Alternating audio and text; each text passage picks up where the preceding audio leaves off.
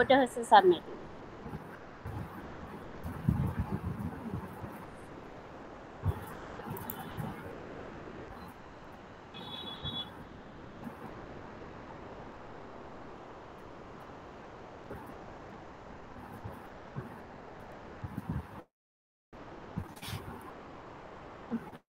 আমরা তাহলে আজকে চলে যাই। আজকে আমি পড়াবো অ্যাসেসমেন্টের বাকি টপিকগুলো, যেটা আমাদের অ্যাসেসমেন্টের লিস্টিংয়ে ছিল। আমার কথা কি বোঝা যাচ্ছে? Yes ma'am.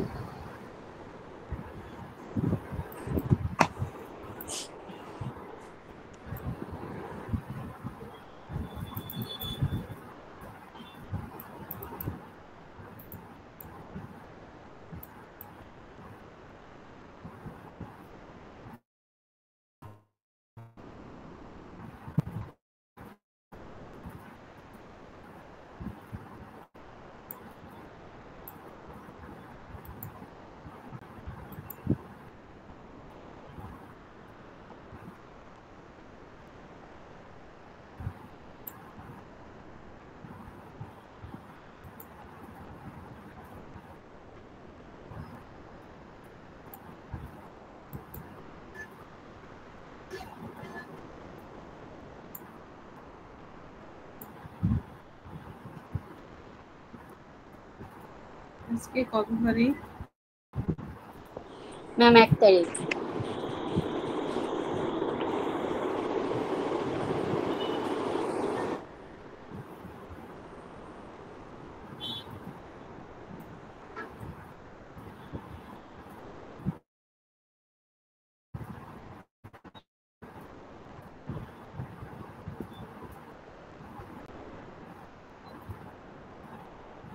সাত থেকে পড়ানোর কথা না আমাদের?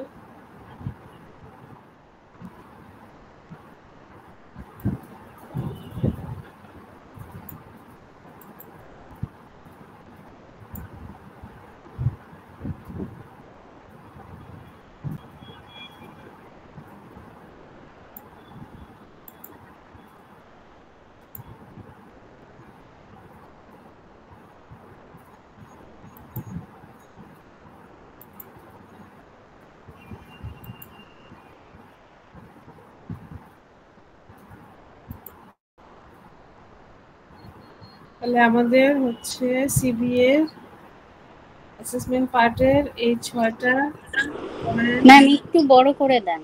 পড়া হয়ে গেছিল। এখন আজকে আমরা 7 নাম্বার টপিক থেকে পড়বো ইনশাল্লাহ। মানে এই টপিকগুলো পড়তে পারলে আমরা কি করবো, আমার লার্নাররা অ্যাসেসমেন্ট সংক্রান্ত সকল বিষয়গুলো অ্যান্সার করতে পারবে ইনশাল্লাহ। আচ্ছা, আজকে আমাদের সপ্তম দিন।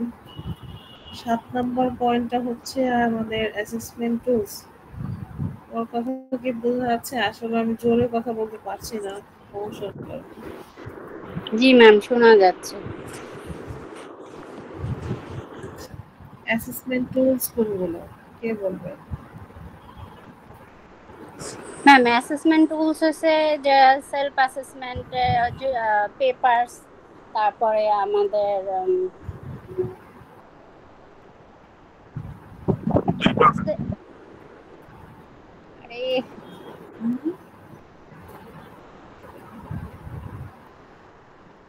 রিসোর্স গুলো ম্যাম, ইকুইপমেন্ট গুলো, এগুলো তো অ্যাসেসমেন্ট টুলস।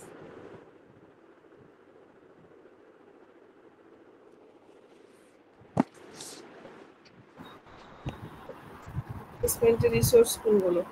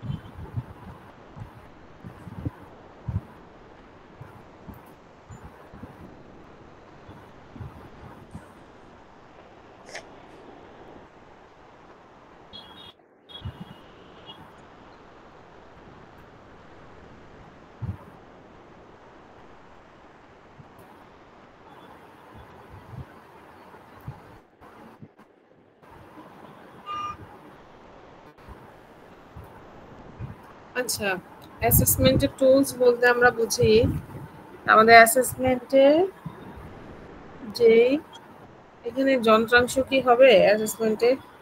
না ম্যাম, কি হবে? টুলস হবে বাই। এখানে টুলস বলতে অ্যাসেসমেন্ট টুলস বলতে সাধারণত বোঝানো হয়েছে যে অ্যাসেসর যে কাগজপত্রগুলো সাথে করে নিয়ে আসে for the purpose of conducting an assessment, সেগুলোকে বলে হচ্ছে টুলস। হ্যাঁ, যেমন হচ্ছে শুরুতেই অ্যাসেসর যে কাগজপত্রগুলো নিয়ে আসে সবগুলোকেই টুলস বলে। কারণ কি, ওই কাগজপত্রগুলোর মাধ্যমে একজন অ্যাসেসর একটা অ্যাসেসমেন্ট কন্ডাক্ট করে। এখানে যন্ত্রাংশকে টুলস বলা হচ্ছে না এই কারণে যে অ্যাসেসর ওই যন্ত্রাংশগুলো কিন্তু ব্যবহার করে না, যে কারণে তিনি যে কাগজপত্রগুলো নিয়ে আসে এবং অ্যাসেসমেন্ট পরিচালনা করে একটা রেজাল্ট প্রদান করে, এই জন্য সেগুলোকে বলা হচ্ছে টুলস। এখন এখানে তিনটা শব্দ আছে, assessment tools, evidence gathering tools, আর একটা হচ্ছে এভিডেন্স। তাহলে তিনটা, এই কাগজপত্রগুলোকেই তিনটা নাম, এই কাগজপত্রগুলোরই তিনটা নাম, কিন্তু কখন কোনটার নাম। তো এখন আমরা জানি যে সেটা কখন নাম কোনটা কার হচ্ছে। অ্যাসেসর যখন খালি অবস্থায় শুরুতে পেপারগুলো নিয়ে আসে সেগুলো কিন্তু খালি থাকে, বাট প্রশ্ন থাকে, লেখা থাকে, বাট ফিল আপ থাকে না, কমান্ড অনুযায়ী ফিল আপ থাকে না, সেগুলোকে বলছে হচ্ছে টুলস। সেগুলো কিন্তু খালি অবস্থায় থাকে। হ্যাঁ, এখন ধরেন অ্যাসেসর নিয়ে আসলো, নিয়ে এসে কি নিজের কাছে রেখে দেয় নাকি এসএসসি কে দেয়? এসএসসি কে দেয়। এসএসসির হাতে যখন দিল তখনও কিন্তু সেটা খালি অবস্থায় থাকলো, বাট হাত বদল হয়ে গেছে দেখে এটাকে বলছে এভিডেন্স গ্যাদারিং টুলস। টুলস। কি বলছে? এভিডেন্স গ্যাদারিং টুলস, মানে এভিডেন্সটা গ্যাদার করতে হবে, মানে কি সে লিখিত পরীক্ষায় লিখবে তখন কি গ্যাদার হয়ে গেল, লেখাগুলা জমা হয়ে গেল, এই জন্য বলছে এভিডেন্স গ্যাদারিং টুলস। আর যখন এসএসসি লিখে ফিল আপ করে ফের আবার অ্যাসেসরকে জমা দিবে, এই যে জমা দিয়ে দিল বা কাজটা সম্পন্ন করে আবার জমা দিয়ে দিল, সেটা তখন হয়ে যাচ্ছে কি এভিডেন্স। এভিডেন্স, মানে প্রমাণপত্র। ঠিক আছে, তাহলে আমি যদি আবার বলি, অ্যাসেসর যখন খালি অবস্থায় কাগজপত্রগুলো নিয়ে আসে তখন সেটাকে বলছে অ্যাসেসমেন্ট টুলস। অ্যাসেসর আবার যখন এসএসসি কে দিয়ে দিচ্ছে, তারা এখনো শুরু করেনি বা ফিল আপ হয়নি, আনফিল আপ অবস্থায় আছে, মানে কি খালি খালি হাত বদল হয়েছে, তখন সেটাকে বলছে এভিডেন্স গ্যাদারিং টুলস। আবার যখন এসএসসি ওইটা ফিল আপ করে অ্যাসেসরকে দিয়ে দিচ্ছে তখন সেটা হয়ে যাচ্ছে কি এভিডেন্স। তাহলে অ্যাসেসমেন্ট টুলস আর এভিডেন্স গ্যাদারিং টুলস কিন্তু একই কথা, খালি কি হাত বদল হয়েছে দেখে নামটা আলাদা। একটা ম্যাম ফিল আপ করে দিয়েছে, একটা ফিল আপ করে না, এই তো ডিফারেন্সটা। ম্যাডাম আরেকবার বলেন তো, ম্যাডাম আরেকবার বলেন তো বিষয়টা। যে কে বল,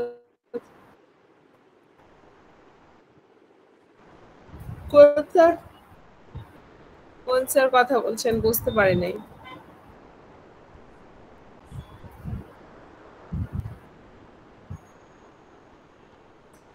কি বললেন স্যার, কে জানি বুঝতে পারছি না, আবার বলেন। ম্যাডাম আরেকবার বললে ভালো হতো ওইটা আর কি। আরেকবার বলবো, মানে অ্যাসেসর যখন নিয়ে আসে খালি অবস্থায় সেগুলো কিন্তু ফিল আপ থাকে না, হ্যাঁ, তখন সেটাকে বলছে অ্যাসেসমেন্ট টুলস।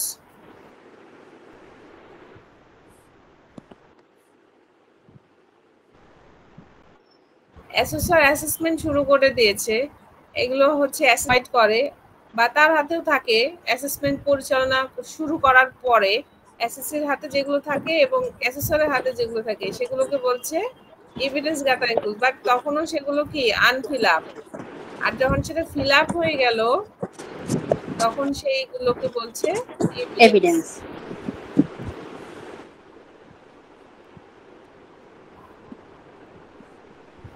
এখন দেখেন আমাদের এখানে মেথড অনুযায়ী এই টুলস গুলোর বিভিন্ন নাম আছে। এখন টুলস গুলো কোনটা, আমাদের কয়টা মেথডে অ্যাসেসমেন্ট হয়? আমাদের কয়টা মেথডে অ্যাসেসমেন্ট হয় বলেন? তিনটা তো মূলত হয়। তিনটা মেথড। কি কি? তিনটা, রিটেন, ওরাল, ডেমো। ডেমনস্ট্রেশন।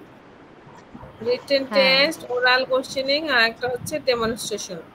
আমাদের মেথড মোট কয়টা আমরা জানি? হ্যাঁ,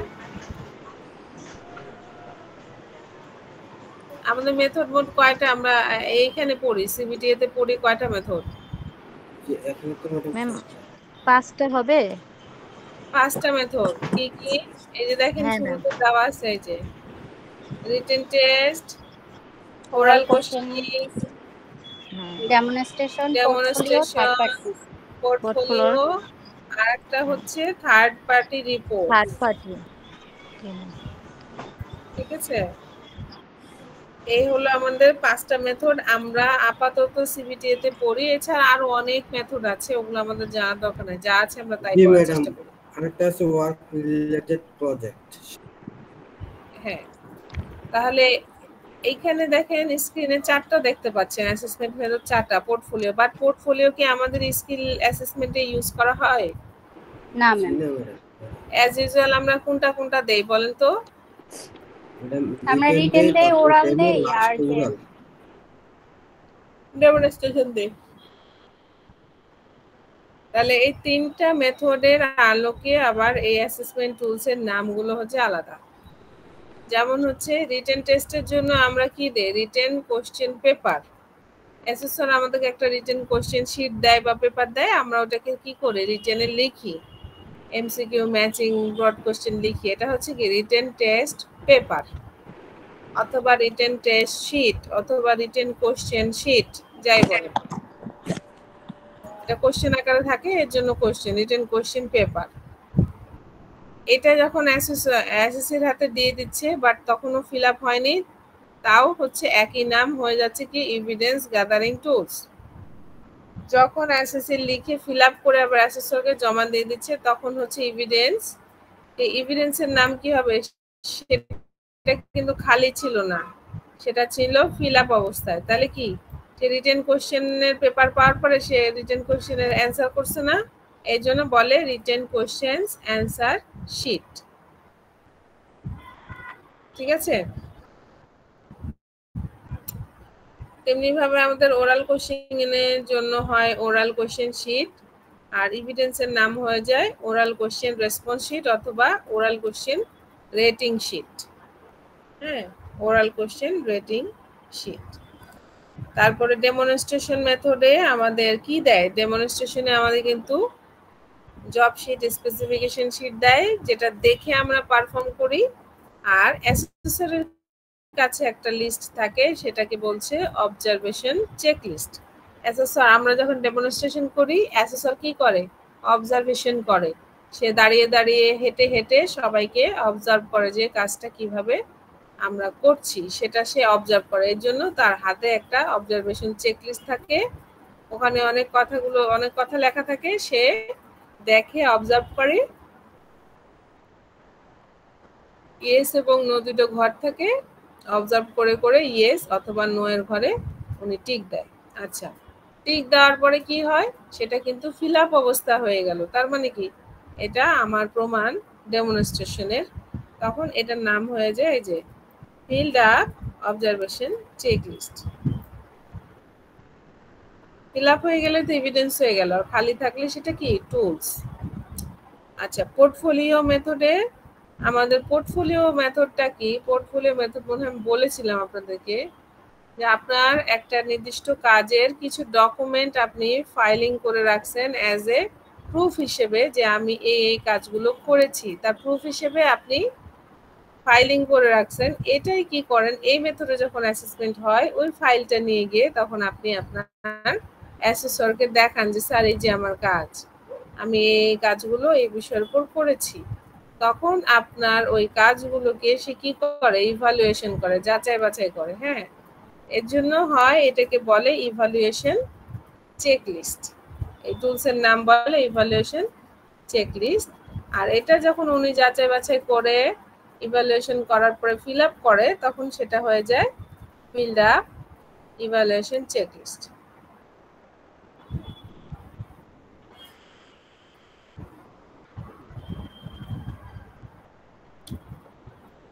যেমন ধরেন আপনার যখন চাকরির ইন্টারভিউ দিতে যান, আপনার যতগুলো এডুকেশনাল কোয়ালিফিকেশনের সার্টিফিকেট আছে, স্কিল সার্টিফিকেট আছে, আপনি কিন্তু সাথে করে নিয়ে যান।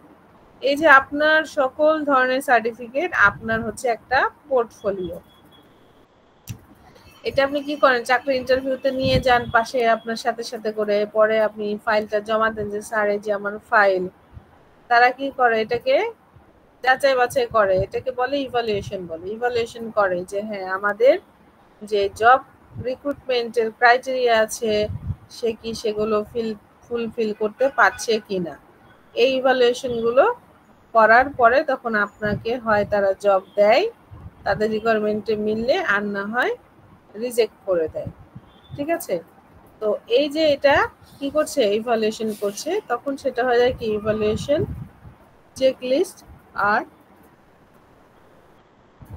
ফিল আপ হয়ে গেলে তখন সেটা হয় যে fill up evaluation checklist. Fill up করার পরে যখন দেখে যে না আপনার ক্রাইটেরিয়ার সাথে তাদের ক্রাইটেরিয়া মিসম্যাচ হচ্ছে, তখন তারা আপনাকে জবটা দেয় না। যখন দেখে যে না 180%ই আমাদের ক্রাইটেরিয়া ফুলফিল করে ফেলছে, তখন হয়তো একটা সম্ভাবনা থাকে চাকরিটা দেওয়ার। এই আর কি।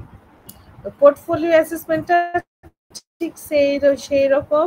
আপনি কাজের কিছু ডকুমেন্ট, এটা ভিডিও হতে পারে, এটা ছবি আকারে হতে পারে, এটা ডকুমেন্ট হতে পারে। হ্যাঁ, আপনি ফাইলিং করে রাখলেন, অ্যাসেসমেন্ট, এই অ্যাসেসমেন্ট পোর্টফোলিও অ্যাসেসমেন্টের দিন আপনি যে ফাইলটা নিয়ে যেয়ে দিলেন, সেইটার উপর বেসিস করে ইভালুয়েশন করে অ্যাসেসর যে ডিসিশন দিবে সেটাই হচ্ছে পোর্টফোলিও অ্যাসেসমেন্ট। আমরা কি বুঝতে পেরেছি সবাই?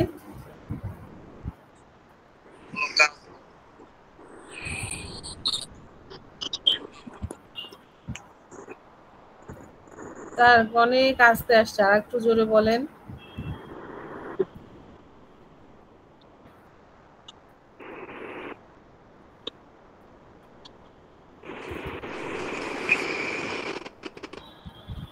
হ্যাঁ হ্যাঁ হ্যাঁ,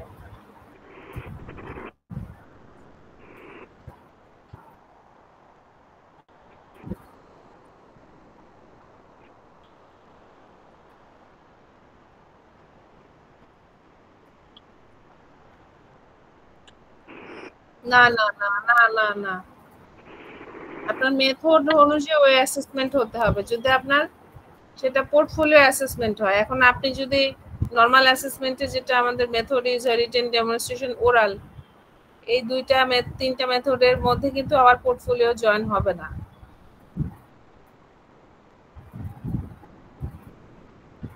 পোর্টফোলিও অ্যাসেসমেন্ট আলাদা।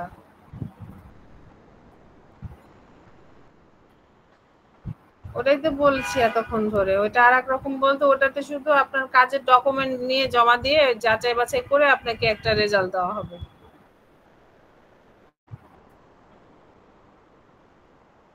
হ্যাঁ, ইনস্ট্যান্ট কাজ করতে হবে না। হ্যাঁ,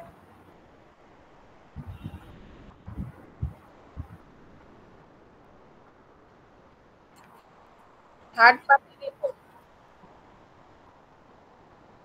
থার্ড পার্টি রিপোর্টটা হচ্ছে ধরেন আপনারা অ্যাসেসমেন্টে বসছেন, আমি হচ্ছে অ্যাসেসরকে যে বললাম, আপনারা যেটা অ্যাজ ইউজুয়াল করেন, অ্যাসেসর আসলে বলেন স্যার আমার এই ট্রেনিংটা অনেক ভালো ছিল, ওর ফরমেটিভ অ্যাসেসমেন্ট ভালো ছিল, সেশনে খুব অ্যাটেন্টিভ ছিল, রেগুলার সেশনও করতো, কি জানি আজকে কি হইলো তো উনি একটু পাচ্ছে না সম্ভবত, স্যার একটু দেখেন। বলি না আমরা এরকম? ম্যাম রেফারেন্স বলতে পারি, রেফারেন্স এক কথা। হ্যাঁ, রেফারেন্সও বলা যেতে পারে। তো তখন এই যে আমি ট্রেনার, আমি যখন আপনাকে রিপোর্ট করলাম তখন আপনি কি করবেন? এটার উপর ভিত্তি করে যদি জাজমেন্ট তাকে করেন, তার কাজের উপর ভিত্তি না করে, তখনই সেটা হয়ে যাবে কি থার্ড পার্টি রিপোর্ট।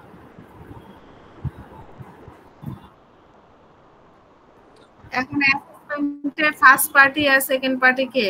অ্যাসেসর আর এসএসসি, এবং এরাই হচ্ছে শুধুমাত্র থাকবে, আর কেউ থাকবে না এখানে। এখন একজন ট্রেনার বাইরে থেকে এসে, মানে ট্রেনার এসে যখন এটা বলবে, তখন সে থার্ড পার্টি হয়ে গেল না? অ্যাসেসমেন্টে তো ট্রেনারের কোনো ভূমিকাই নাই, আছে? না। ইভেন এমনকি অ্যাসেসমেন্টের প্রোগ্রামের দিন ওই ভেন্যুতে ট্রেনারের থাকার কোনো এখতিয়ারই নেই। কে থাকবে?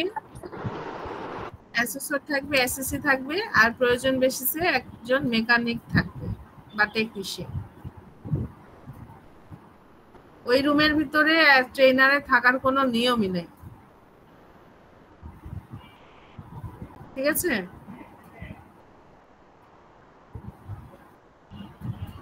ট্রেনারের কাজ ট্রেনিং দেওয়া, এরপর আর তার কোনো কাজ নেই।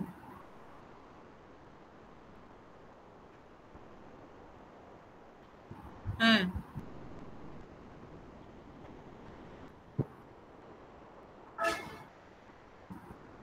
হ্যাঁ, হুম,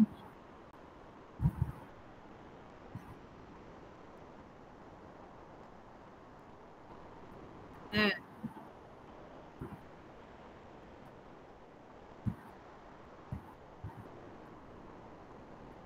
হ্যাঁ,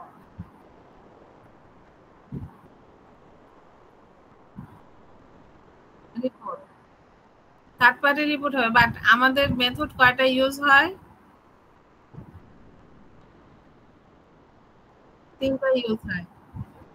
হ্যাঁ, তাহলে আমাদেরকে একজন অ্যাসেসরকে 3টা মেথডের উপর বেসিস করেই রেজাল্ট দিতে হয়। এখন যতই ট্রেনার এসে বলুক আর সেন্টার ম্যানেজার এসে বলুক, তাতে কোনোই সেরকম ফায়দা হয় না আসলে। কারণ কি, আমার মেথড তো 3টা, আমি আর একটা মেথড কেন ইউজ করবো? এই এখতিয়ার তো অ্যাসেসরের নাই, আছে? অ্যাসেসর ওই দিন তার মেথড যা দেওয়া হয়েছে সেই অনুযায়ী সে অ্যাসেসমেন্ট করবে। তাকে তো বলে দেয় না যে 3টার বাইরেও তুমি আর একটা ইউজ করতে পারবে, এটা কি বলে দেওয়া আছে? নাই।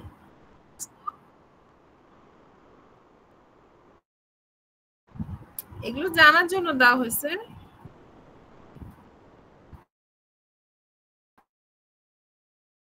এগুলো অনেক সময় ব্যবহার করা হয়, করতে চায় অনেকে, বাট আমাদের যেহেতু 3টা মেথড দেওয়াই আছে, এই 3টার বাইরে আমরা একজন অ্যাসেসর আমরা কি করব না, অন্য মেথড অ্যাপ্লাই করতে পারবোই না।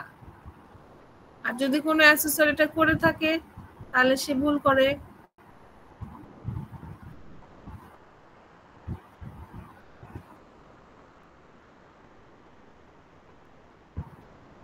আর হর হামেশাই আমাদের এখন এই কাহিনী চলেই আসছে যে অ্যাসেসমেন্টে গেলে ট্রেনাররা একদম লেগেই থাকে সাথে সাথে, স্যার একটু দেখেন, স্যার একটু দেখেন, এই ওই সে এই লেগেই থাকে। ম্যাডাম আমি আমার কথা সারা আমি আমার কথা কোনোদিন এটা হচ্ছে যে, করি না। হ্যাঁ, আমার কথা হচ্ছে যে তুমি ট্রেনিং ভালো দিতে পারলে তাহলে তোমার তো এত রিকোয়েস্ট করার প্রয়োজন নাই, তাই না?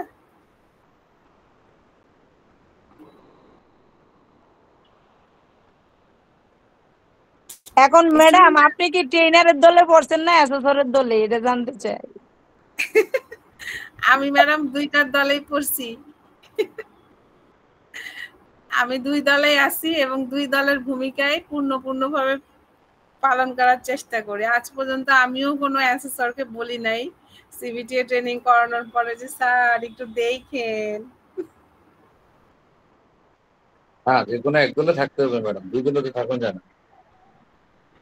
না, আমি তো একজন ট্রেনার হিসেবেও কাজ করি, আবার অ্যাসেসর হিসেবেও কাজ করি। যখন আমি অ্যাসেসমেন্টে যাই তখন আমি আমার যে রোল আমি পরিপূর্ণভাবে মেনটেন করার চেষ্টা করি। এর জন্য হয়ে গেছে যে শাহনাজ ম্যাডাম খুব কড়া, ওনাকে বললে কোনো কথা হয় না, উনি কোনো কথা নেয় না, এরকম একটা কথা ভাসে, শুনতে পাই। ওনাকে বলে কোনো ফায়দা হয় না, এই যে এই যাবতীয় কথাবার্তা। তো বলে ফায়দা হবে কেন? তুমি ট্রেনিং দাও ভালো মতো, তোমার ট্রেনির অবশ্যই ইনশাআল্লাহ পারবে।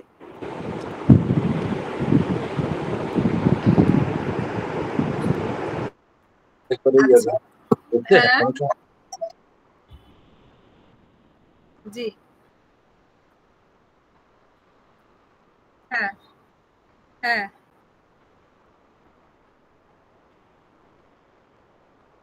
না না না, এখানে কোনো পার্সেন্টেজ চলে না। সিবিটিএ মানে 100%। আপনি সেলফ অ্যাসেসমেন্ট শিটে আপনি ইএস এর ঘরে সব টিক চিহ্ন দিয়েছেন মানে আপনি সব পারেন, আপনাকে সবই পারতে হবে। আর আপনি যদি মনে করেন যে না আমার সব অ্যাকুরেট হয়নি, আমি পারি না এই কাজটা ভালো, আপনি অ্যাসেসমেন্টে বসবেন না।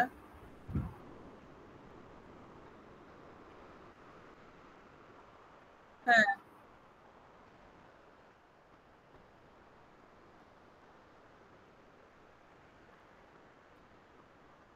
হ্যাঁ হ্যাঁ, আপনি ধরেন 100% বলতে কি বুঝে, আপনার সব পিসি মিলে যাবে, আপনার জব শিট স্পেসিফিকেশন শিটে যা যা চেয়েছে সে তাই তাই পারফর্ম করতে পেরেছে, হ্যাঁ, তখনই তো সে কম্পিটেন্ট হবে। এখন ধরেন যে একটা পারফরমেন্স সে পারফর্ম করতে পারলো না, তাহলে আপনার আপনার মতে কি বলে যে সে কি কম্পিটেন্ট? তাহলে ওই পারফরমেন্সটা তার ল্যাকিংস আছে, তার মানে কি তার সেটাতে ইমপ্রুভমেন্ট করতে হবে বা ডেভেলপমেন্ট করতে হবে। হ্যাঁ, শুধুমাত্র ওই জায়গাটাতেই দিবেন, বাকি সবই সে কম্পিটেন্ট হবে।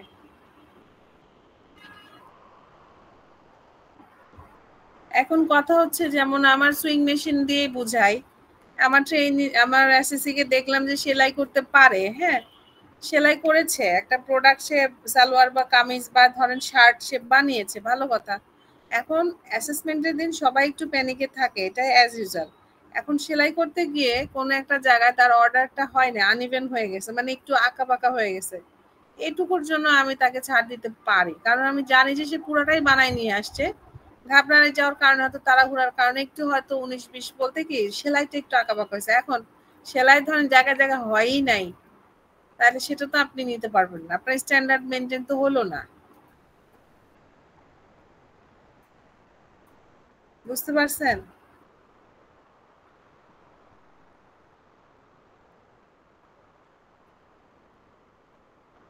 না, এরকম কোনো নিয়ম আসলে নেই, কারণ এটা 100-এ 100-ই পেতে হবে।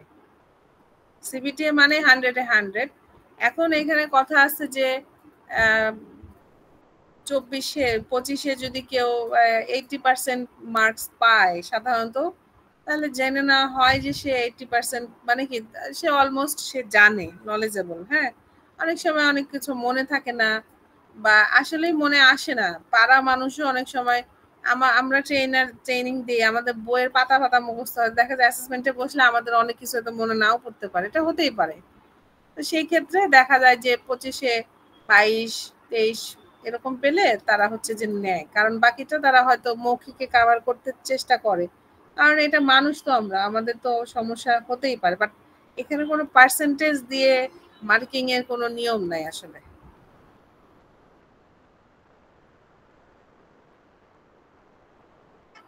হ্যাঁ, ইভেন যদি কোনো প্রশ্ন তারা খালি রেখে দেয়, এটা রিটেনে আপনার হচ্ছে স্কিল ট্রেনিং এ বলেন আর হচ্ছে সিবিটিএ ট্রেনিং এ বলেন, রিটেন টেস্ট পেপারের একটা রিটেন কোশ্চেন যদি আপনার ফাঁকা থাকে, আপনি নট ইট।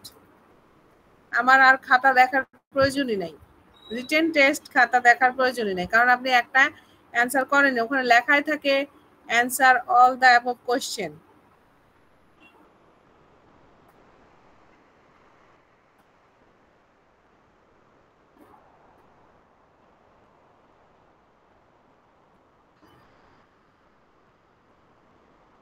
না, ওরাল কোশ্চেনের জন্য কোশ্চেন দেওয়াই থাকে। হ্যাঁ হ্যাঁ, ওরাল কোশ্চেনের জন্য ওরাল কোশ্চেন দেওয়াই থাকে। সিবিটি এর ক্ষেত্রে হয় কি, ওই ওরাল কোশ্চেনের বাইরেও যেহেতু আপনি একজন কম্পিটেন্ট ট্রেনার হিসেবে কাজ করবেন, আপনাকে অনেক বেশি নলেজেবল হইতে হবে এবং এই নলেজটাকে আপনাকে অ্যাজ এ ট্রেনার অ্যাপ্লাই করতে হয়। এর জন্য আপনাকে একটু ভালো মতো যাচাই বাছাই করে প্রশ্ন করে জেনে বুঝে নিয়ে আপনাকে কম্পিটেন্ট দিবে যে আপনি তো দিন শেষে একজন ভালো ট্রেনার হিসেবে কাজ করবেন। হ্যাঁ, আপনার যদি ল্যাকিংস অবস্থায় একজন অ্যাসেসর ছেড়ে দেয়, আপনি ওই ল্যাকিংসটা নিয়েই থাকবেন, আপনি কিন্তু সেটা ফিল আপ করবেন না। এটা অ্যাজ ইউজুয়াল আমরা কোনো মানুষই এই কাজটা করি না। পার হয়ে চলে আসছি মানে আলহামদুলিল্লাহ, আমার আর কিছু দরকার নাই। তো আপনি যেহেতু একজন ভালো ট্রেনার হবেন, আপনি যাচাই বাছাই করেই আপনাকে সেই কম্পিটেন্টটা দেওয়া হয়।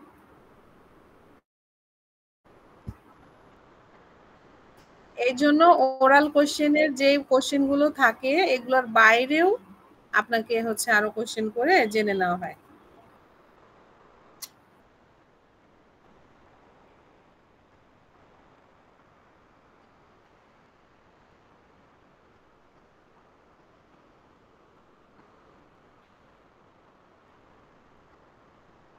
না, এখানে একটা কথা হচ্ছে যে সব সময় আপনি ধরেন কম্পিটেন্ট হলে প্রুফ না রাখলেও চলে। আর যারা নট এট হয় সাধারণত আপিলে কিন্তু তারাই যায় যারা নট এট হয়। অ্যাজ ইউজুয়াল বলতেছি আমি, যে কম্পিটেন্ট হয়েছে সে তো আর আপিলে যাবে না, কারণ সে তো পাস কম্পিটেন্ট। আর যে হয় নাই নট এট সেই কিন্তু আপিলে যাবে। সেই জন্য আমার সাজেশন হচ্ছে যারা নট এট হয়, যে বিষয়ে নট এট হয়, তাদের একটা ডকুমেন্ট অবশ্যই আপনারা সাথে রাখবেন। বাই চান্স তারা আপিল করে বসলো, আপনি আপনার প্রুফ হিসেবে সেটা দেখাতে পারবেন যে স্যার এই দেখেন আমি কেন তাকে নট এট করেছি। কারণ তারা যখন আপিলে যাবে তখন আপনাকে এনএসজি থেকে শোকজ করবে। হ্যাঁ, শোকজ করবে এবং প্রমাণ দেখতে চাইবে। এই জন্য বলা, আমি সাজেশন দেই যে যারা নট এট হবে, আপনার কোনো সমস্যা নেই, আপনার মনে হচ্ছে ট্রেনিজরা আপিল করবে না, তারপর আপনার ডকুমেন্ট হিসেবে আপনি রাখেন, অন্তত 10 দিন অথবা 12 দিন রাখেন, সমস্যা নাই তো। কারণ appeal process as soon as possible করতে হয়, এর বাইরে গেলে আপিল প্রসেস আর কার্যকরী হয় না।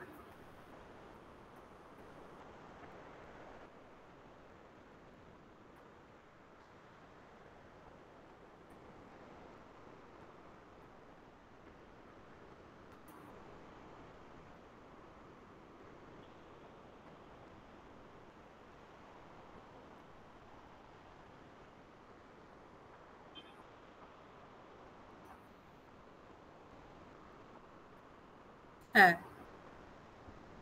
এটা আমিও করি, আমি ছবি উঠাই নিয়ে আসি যে কেন নট এট হয়েছে ডেমনস্ট্রেশন। আমার তো এসএমও রিলেটেড, আমি তো কাপড় বাইন্দান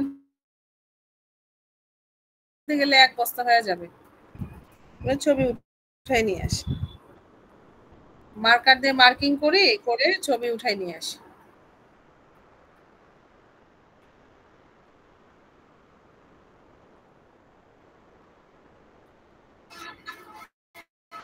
না, এনএসডি এর এত খায়া মানে খেয়ে দেয়ে কাজ নাই, এত মানুষের ডকুমেন্ট তারা নিয়ে কি করবে?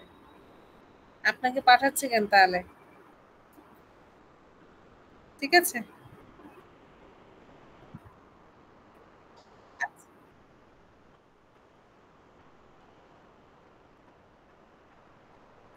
আচ্ছা এখন দেখেন এখানে আরেকটা কোশ্চেন হচ্ছে যে ওরাল কোশ্চেন। ওরাল কোশ্চেনে কি আছে দেখেন, রেটিং শিট। ওরাল কোশ্চেনের বেলায় শুধুমাত্র আপনার রেটিং করা যায়। রেটিং মানে কি, যে পার্সেন্টেজ করা যায়।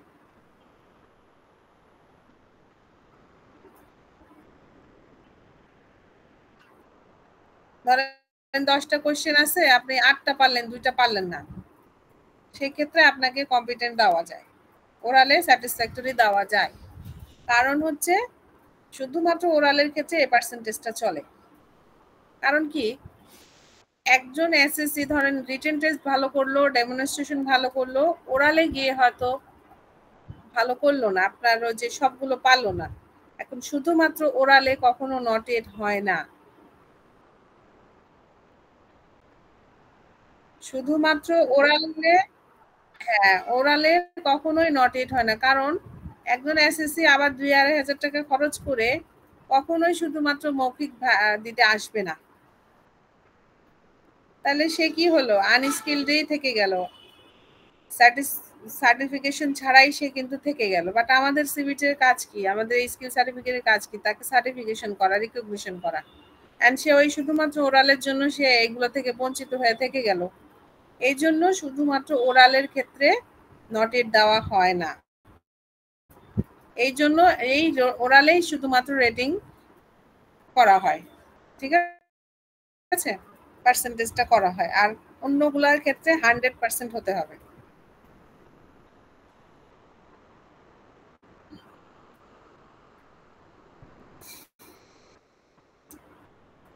আচ্ছা, এরপরে দেখেন আমার লাস্ট ঘরে আরেকটা আছে এভিডেন্স টাইপ। আমাদের এভিডেন্স কাকে বলে আমরা পড়েছিলাম, যেটা একটা প্রমাণপত্র যার উপর ভিত্তি করে একজন অ্যাসেসর কি করে, রেজাল্ট দেয় যে সে কম্পিটেন্ট নাকি নট ইট কম্পিটেন্ট। আচ্ছা, এই এভিডেন্স হচ্ছে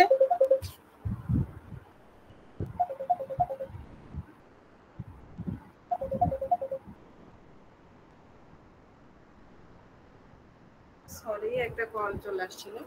আর এই এভিডেন্সটা হচ্ছে আমার দুই ধরনের, একটা হচ্ছে ডিরেক্ট আর একটা হচ্ছে কি ইনডিরেক্ট। জি ম্যাম, একটা সরাসরি হচ্ছে আর একটা হচ্ছে ডিরেক্ট আর ইনডিরেক্ট। ইনডিরেক্ট। ডিরেক্ট কোনগুলো দেখেন,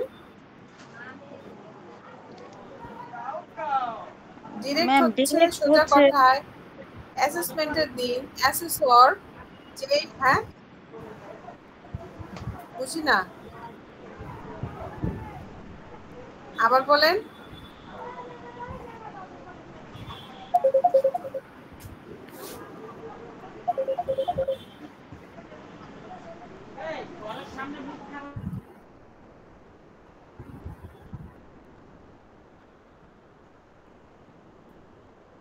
স্যার আমাকে একটু 1 মিনিট সময় দেন।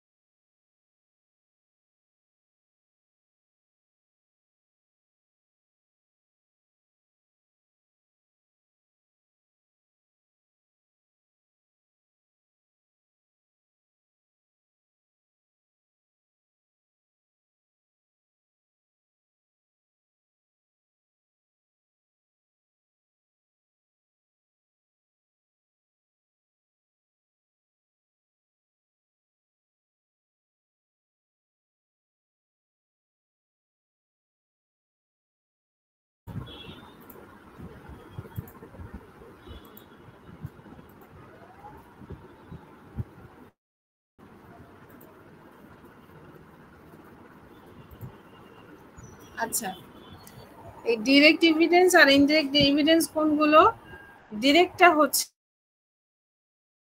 অ্যাসেসর অ্যাসেসমেন্টের দিন যে এভিডেন্স গুলো সরাসরি অবজারভেশন সেগুলোকে বলছে ডিরেক্ট। আর ইনডিরেক্ট হচ্ছে যে এভিডেন্স গুলো অ্যাসেসর সরাসরি অবজারভেশনের মাধ্যমে পায় না, সেগুলো বলছে ইনডিরেক্ট। যেমন দেখেন এখানে রিটেন টেস্ট, রিটেন টেস্টের আমার এভিডেন্সের টাইপ কি দেওয়া আছে, দেখেন কি দেওয়া আছে,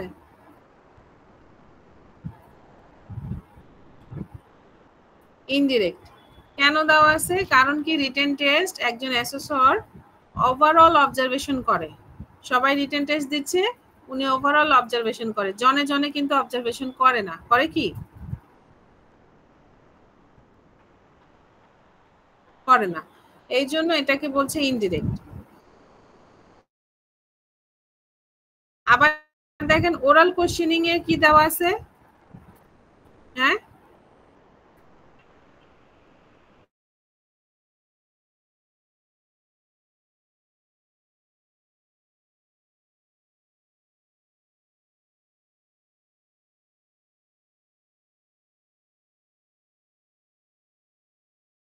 ডিরেক্ট। ওরাল কোশ্চেন কি সবাইকে একসাথে, হ্যাঁ কথা বলেন স্যারেরা, চুপ কেন সবাই?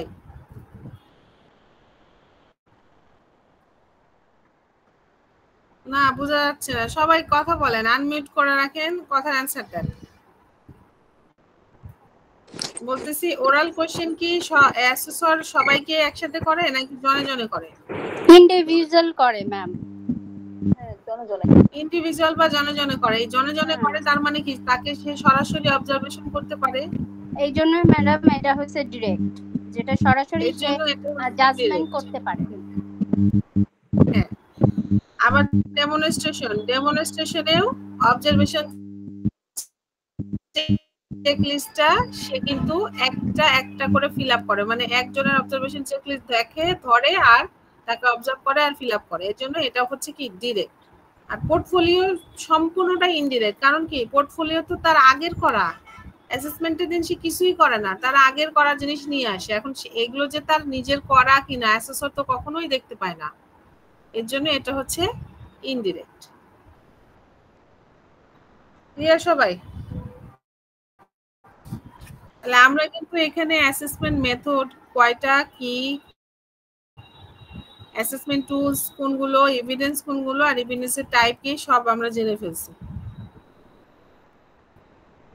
এই যে assessment tools, evidence, types of evidence এগুলো আমাদের হয়ে গেছে অলরেডি, এই একটা চার্ট দিই। আচ্ছা, এরপরে বলছে রুলস অফ এভিডেন্স। আমাদের রুলস অফ এভিডেন্স হচ্ছে 6টা। কয়টা?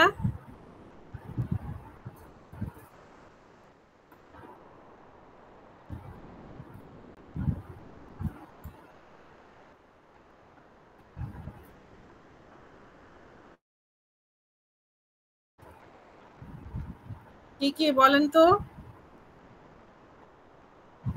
ভি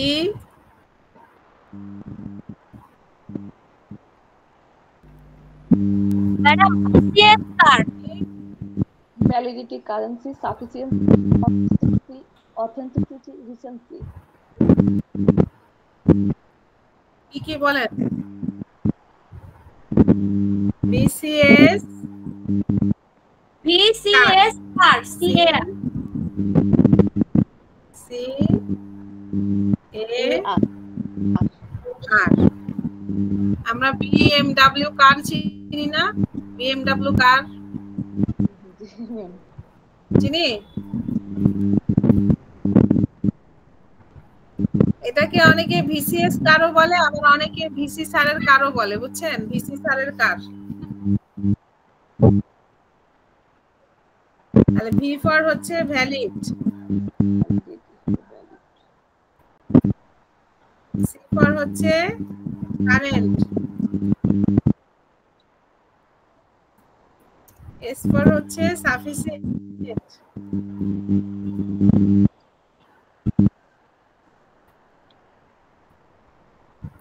সি ফর হচ্ছে কনসিস্টেন্ট,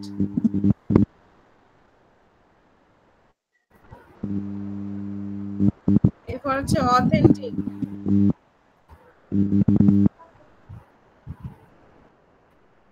তারপরে আর ফর হচ্ছে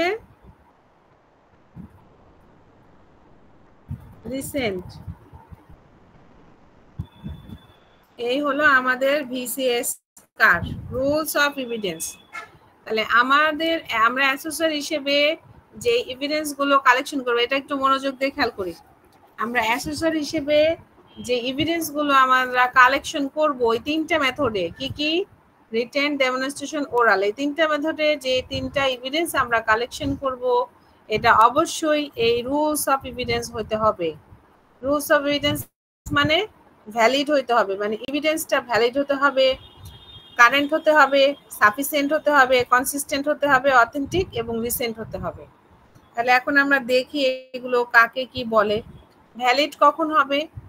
আমার অ্যাসেসমেন্ট কখন ভ্যালিড ছিল বলছিলাম না আমরা? প্রিন্সিপালস অফ অ্যাসেসমেন্ট মনে আছে? Validity, reliability, flexibility, fairness. জি ম্যাডাম। তাহলে আমাদের অ্যাসেসমেন্ট কখন ভ্যালিড হয় বলেছিলাম যে আমাদের অ্যাসেসমেন্ট তখনই ভ্যালিড হবে যখন সিএস এর সকল performance criteria, element of competency, মানে মোটা তাকে সিএস অনুযায়ী যে অ্যাসেসমেন্টটা হবে সেটাই হচ্ছে কি ভ্যালিড। তাহলে ভ্যালিড অ্যাসেসমেন্ট থেকে আমি যেই এভিডেন্স কালেকশন করব অবশ্যই সেই এভিডেন্সটা আমার ভ্যালিড।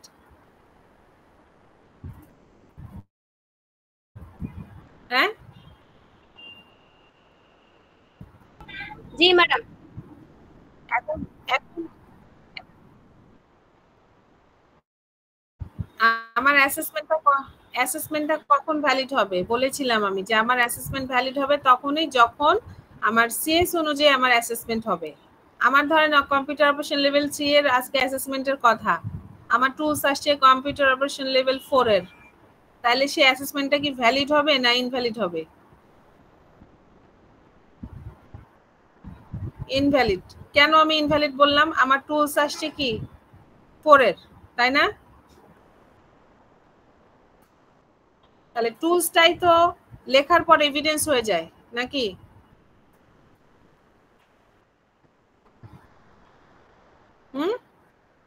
জি ম্যাডাম।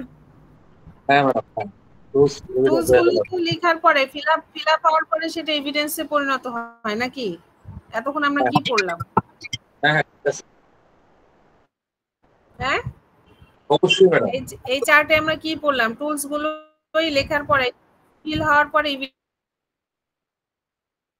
এভিডেন্স হয়ে যায়, এভিডেন্স হয়ে যায়। এভিডেন্স হয়ে যায়। তাহলে আমার এভিডেন্সটা কি ভ্যালিড হবে না ইনভ্যালিড এভিডেন্স ভ্যালিড হয়ে হবে? যাবে। তখন ইনভ্যালিড হবে না। লেভেল 3 এর আমার টুলস আসছে, হ্যাঁ সরি বলতেছি, আমার অ্যাসেসমেন্ট হচ্ছে লেভেল 3 এর, আমার টুলস আসছে লেভেল 4 এর, তাহলে কি আমার অ্যাসেসমেন্টটা ভ্যালিড অর নট?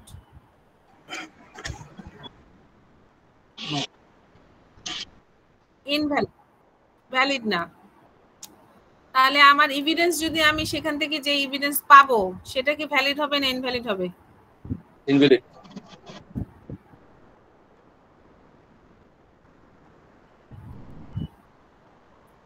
তাহলে আমার অ্যাসেসমেন্টটা ইনভ্যালিড কখন হলো? যে আমার সিএস এর সাথে মিল থাকলো না বিধায় তো আমার অ্যাসেসমেন্টটা ইনভ্যালিড হলো, তাই না? অবশ্যই। তাহলে অ্যাসেসমেন্ট যদি ইনভ্যালিড হয় আমার এভিডেন্সও তো ইনভ্যালিড। অবশ্যই। তাহলে আমার রুলস অফ এভিডেন্স ভ্যালিড হবে কখন? যখন আমার এভিডেন্স গুলো ঠিক সিএস এর সাথে মিল রেখে, হ্যাঁ মোট কথা একটাই, সিএস এর সাথে মিল থাকলেই সেই এভিডেন্স হবে ভ্যালিড আর অ্যাসেসমেন্টও হবে ভ্যালিড, আর যদি মিল না থাকে ইনভ্যালিড।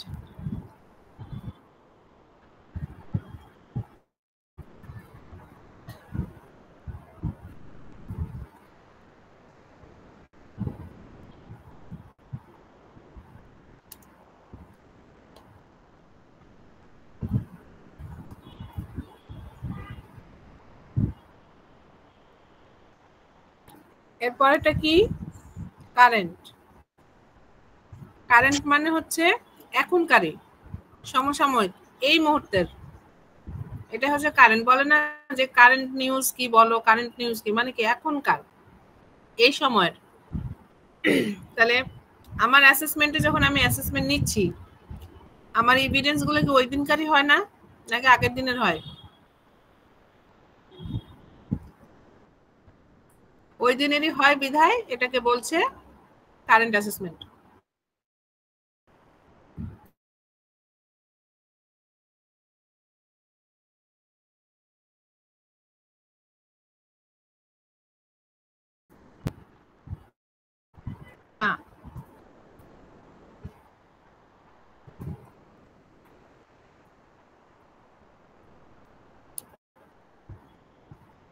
এখন হচ্ছে সাফিসিয়েন্ট। সাফিসিয়েন্ট মানে পর্যাপ্ত। আমার মেথড কয়টা ইউজ হয় অ্যাসেসমেন্টে?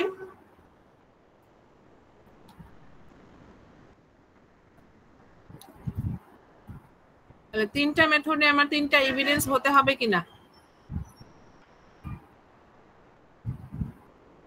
যদি আমার তিনটা মেথডে তিনটা এভিডেন্স না হয় সেই ক্ষেত্রে আমার এভিডেন্সটা সাফিসিয়েন্ট হবে না।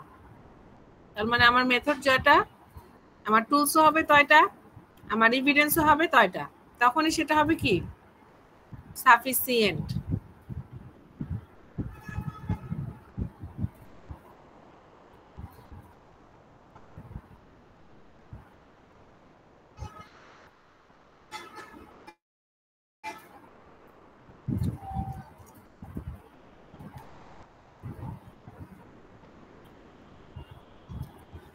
এরপরে হচ্ছে কি কনসিস্টেন্ট। কনসিস্টেন্ট মানে হচ্ছে সামঞ্জস্যপূর্ণ। এটা ভ্যালিডের সাথে অনেকটা রিলেটেড। ভ্যালিড যদি হয় তাহলে সেটা কনসিস্টেন্টও হবে, কারণ কনসিস্টেন্টের বাংলা হচ্ছে সামঞ্জস্যপূর্ণ। ভ্যালিড হলে সেটা কনসিস্টেন্ট অটোমেটিক্যালি হবে। এরপরে হচ্ছে অথেন্টিক। অথেন্টিক মানে হচ্ছে আমার ওই এসএসসির নিজের করা কিনা, আপনারটা আপনার কিনা, আপনার কাজ কি অন্য কেউ করে দিয়েছে, সেক্ষেত্রে সেটা কি অথেন্টিক হবে না। অথেন্টিক মানে